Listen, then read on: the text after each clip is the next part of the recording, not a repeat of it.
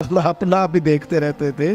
घर से आईना देखना बुरी बात नहीं, लेकिन सिर्फ अपना आप ही देखते रहना और हर वक्त देखते रहना, खुदा मुझे ऐसी खुदाई ना दे कि अपने सिवा कुछ दिखाई ना दे। ये भी कोई इतना ठीक मसला नहीं। आप गौर फरमाए, क्या अर्ज करना चाहता हूं आपकी खिदमत में मेरे अजीज। एक तो अगर मैं बड़ी समझदारी से और बड़े गौर से और बड़ी तवज्जो से आपको ये बात समझाना चाहता हूं कि अगर हुजूर से प्यार करोगे ना, तो ये जितनी दौलतों की और शोहरतों की मोहब्बत दिल में आती है, ये खुद ब खुद निकल जाएगी, खुद ब खुद निकल जाएगी, आसानी हो जाएगी, जीना आसान हो जाए। दूसरी बात आपकी खिदमत में अर्ज करूं, हम ना ताज़ा दम नहीं रहते, हम परेशान रहते हैं, हम बोर होते हैं, हमारी तबीयतें बाज़ोकात जल्दबाजी करती हैं, हम बाज़ोकात उलझ जाते हैं, करार तलाश करते हैं। उस करार को तलाश करने के लिए फिर बाज़ लोग उल्टी सीधी मूवीज़ देखते हैं। बाज़ लोगों का ख्याल है कि शायद मैं कोई लतीफ़ा सुनूंगा तो मामला ठीक हो, फिर उसका नतीजा भी निकला है लतीफ़े सुनने का। अब लतीफ़े सुनाना भी इतना बड़ा काम हो गया है कि मौलवी है पगड़ी दाढ़ी वाला, लेकिन उसके नाम के नीचे लिखा फ़नी मौलवी।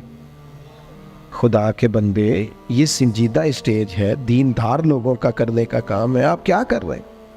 मौलवी भी फनी होता है, 6 मानादार है कि हमारा मिजाज था हर चीज शुगल मेला, हर चीज हंसना उलझना। मेरे अजीज, हम चूंकि सुकून चाहते थे, कुछ ने इधर उधर की मूवी देख ली, कुछ ने हंस लिया, कुछ सैर को चले गए, कुछ का ख्याल था खाने खा लेंगे तो सुकून आ जाएगा। याद रखना, इन चीज़ों में सुकून नहीं है, इनमें तो आप उलझते जाएंगे। मजीद तो सुकून कहाँ है, करार कहाँ है? आप कभी सहाबा की जिंदगियां देखें ना, हालात जिस तरह के भी थे ना, उनको जो सुकून मिलता था वो रुखे मुस्तफ़ा से मिलता था। उनकी तबीयत पूरी लग गई थी कि हुजूर अलैहिस्सलाम की जो यादें हैं वो दिल को ताज़ा करती। उनका ख्याल था कि बाहर अगर किसी चीज़ का नाम है तो वो जिक्र मुस्तफ़ा है, याद मुस्तफ़ा है और दीदार मुस्तफ़ा है। आला हजरत मुफ्ती हैं, फतवा देते हैं। आला हजरत मुफस्सिर कुरान है, कंजुल ईमान बजाते खुद एक तफसीर है, तर्जुमा ही तफसीरी है। आला हजरत मुहद्दिस हैं, वो जब अहादीस मुबारका का हवाला देते हैं तो यूँ लगता है कि जैसे बड़ी गहरी नज़र है इनकी, रावियाने हदीस पर भी, उसूल पर भी, और हाफजा भी मजबूत है हिफ्ज़े हदीस के लिहाज। सारी चीज़ें उनके पास थी, लेकिन वो पता क्या कहते थे? कहते थे ये जो मेरा दिल चमकदार है ना, और ये जो मेरी तबीयत हल्की फुल्की है, उसकी वजह ये है कि उनकी महक ने दिल के गुंचे खिला दिए। ये मैं नहीं आपको तकरीर सुना रहा, मैं तो जज्बात का इजहार कर रहा हूं। उनकी महक ने दिल के गुंचे खिला दिए हैं। तो क्यों गुंचे खिला दिए? कहते मेरे नबी का कमाल ये है कि वो जिस राह चल दिए हैं कूचे बसा दिए। वो जिस राह भी चल दिए हैं कूचे, हुजूर पर थोड़ा गुजर जाए तो काम हो जाता है। करार, सुकून, सारे दुख मिट जाएंगे अगर दिल हुजूर से लगा लोगे। अगर मुहब्बतों का मरकज रसूल पाक को बना लोगे। आप देखें, ओहद के मैदान के अंदर काफिर ने एक बड़ी अजीब साजिश की मुसलमानों को परेशान करने के लिए। और भाई, आप लोगों की वजह से अगर इतने लोग तकलीफ में हैं तो आपको समझ जल्दी से बैठ जाए जी, जल्दी से जी, फैसला करने में इतनी देर, अल्लाह आपको सलामत रखे, बैठ जाए जी। अब आप खड़े हैं जनाब, आप भी बैठ जाए, अल्लाह आपको बरकत अता फरमाए। अच्छा, एक बंदा महफिल में खड़ा हो जाता है मोबाइल लेके, अल्लाह उन्हें समझना चाहिए कि बाकी सारे कुल भी है मोबाइल। खुदा के बंदे, आपकी वजह से इतने लोग पीछे अगर परेशान है तो आपको समझना चाहिए उस चीज़ को। अल्लाह ताला आप सबको हंसता और मुस्कुराता रखे। नबी पाक की ज़ात से जब आपकी कामिल वाबस्तगी हो जाएगी ना, तो हुजूर की ज़ाते वाला का प्यार, और प्यार लारों वाला नहीं होना चाहिए, खाली जल से महफिल में और माए का हाथ में आया तो इश्क का दावा तगड़ा, खाली इस तरह नहीं। तन्हाई में भी तू रोए हुजूर की बारगाह। एक महफिल में मैं एक दफ़ा हाजिर था तो एक नात का बच्चा मेरे पास आया कहने लगा जी मेरी सिफारिश कर दो, मैं भी हजूर दी बारगाह च हाज़री लवानी है। मैं क्या पुत्र तू घर जाके पढ़ लै, उत्थे भी हाज़री लग जाएगी कि 4000 बंदा चाहिए हाज़री लवाने लई। हुजूर की बारगाह में तो जहाँ बैठ के भी पढ़े हाज़री लग जाती है। इसके लिए क्या साज संवर के मजलिस ही फ़कत हो तो हाज़री लगती है?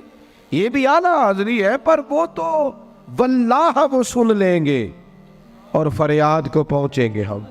बस इतना तो हो, कोई फरियाद करे दिल से, तू बात तो दिल से कर।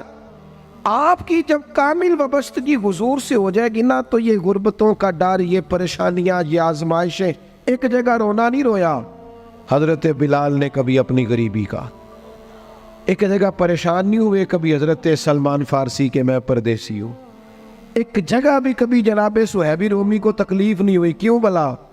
इसलिए कि हुजूर की मोहब्बत ऐसी दवा है जो हर बीमारी से शिफा अता कर देती। ओहद के मैदान में काफिरों ने एक चाल चली थी। उनको पता था कि कौन सी बात मुसलमानों को ज्यादा परेशान कर सकती है। उन्होंने एक अफवाह फैला दी थी कि माज़अल्लाह हुजूर को शहीद कर दिया गया। उसकी वजह से शदीद परेशान हुए सहाबा, और जंग के जो नतायज बरअक्स आए उसकी बड़ी वजह यह अफवाह भी बनी। अब सहाबा बड़े परेशान थे, हुजूर शहीद हो गए। कुछ लोग ना मैदान उहद से जब वापिस आ रहे थे ना, जंग खत्म होने के बाद, एक खातून जा रही थी मैदान जंग की जानिब।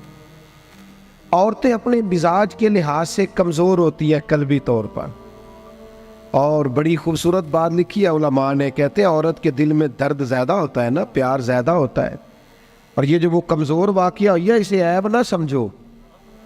इसीलिए तो अल्लाह ने बच्चे को पालने का ज़िम्मा उसका लगाया है कि वो शफ़क़त ज़्यादा रखती है, मोहब्बत ज़्यादा रखती है, दर्द दिल ज़्यादा रखती। इसलिए जिस दर्द से वो बच्चे को पाल लेती है ना।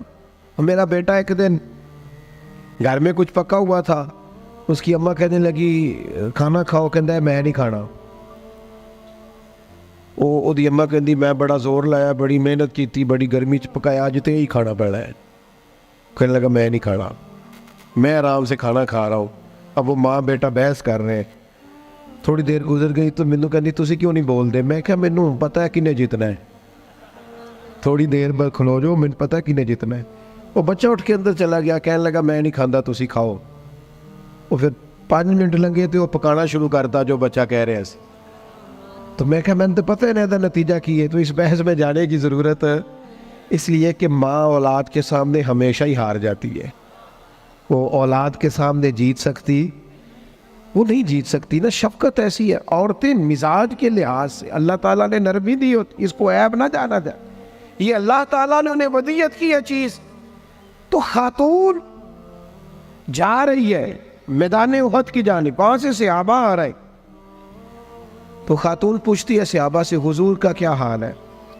तो एक सहाबी अपने लहजे में गोया कहने लगे खबर मुश्किल है, पर तुझे सुनानी भी ज़रूरी है।